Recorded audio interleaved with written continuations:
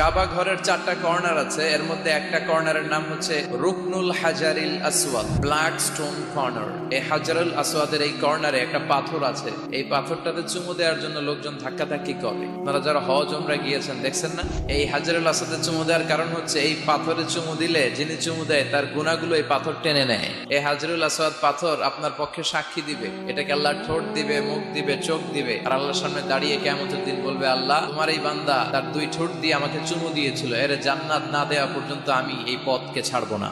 হাজরুল আসওয়াদের corner আর কাবা ঘরের দরজা এর মাঝখানে একটা জায়গা আছে, এই জায়গাটার নাম মুলতাজাম। এই জায়গাটাতে লেগে থেকে দোয়া চাওয়া, দোয়া করাটা সুন্নাহ। এই মুলতাজামে দাঁড়িয়ে হাত লাগিয়ে বুক লাগিয়ে দোয়া করলে এই দোয়া আল্লাহ ফিরিয়ে দেয়।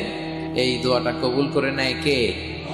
সাহাবারা এটা করতেন। কিন্তু এই মুলতাজামে তো সহজে জায়গা পাওয়া যায় না, লক্ষ লক্ষ হাজী সাহেব মুআতামিরুন উমরাকারীরা ধাক্কাধাক্কি করে ওই জায়গায়। তো এক ইমাম সাহেব সে অনেক ধাক্কাধাক্কি করে যুদ্ধ করে মুলতাজামে হাত লাগানোর সুযোগ পেয়েছে। হাত লাগায় ধাক্কার চোটে সে তাড়াতাড়ি করে আল্লাহর কাছে দোয়া করতেছে যে, আল্লাহ জীবনে যত দোয়া করছি আর যত দোয়া করব এই সব দোয়া তুমি কবুল করে নিও। এই একটাই দোয়া। He work smart, say smartly কাজ করেছে। ইট ডাজন্ট ওয়ার্ক হার্ড, সে কষ্ট করে ওদিকে ধাক্কাধাক্কির মধ্যে, আল্লাহ আমার গাড়ি দাও, বাড়ি দাও, নারী দাও, এটা লাগবে ওটা লাগবে, আমার অসুস্থতা, আমার শাশুড়ি অসুস্থ, আমার আম্মা অসুস্থ, এরে ভালো করো, এরে সম্পদ দাও, এরে দারিদ্রতা বিমোচন করো, এত কিছু এখানে করার সুযোগ নাই। ওইখানে ধাক্কাধাক্কি, ওখানে যুদ্ধ। এবার ওইখানে এই দোয়া যদি কবুল হয়ে যায়, এবার বাড়িতে এসে দোয়া শুরু। সুবহানাল্লাহ পড়েন।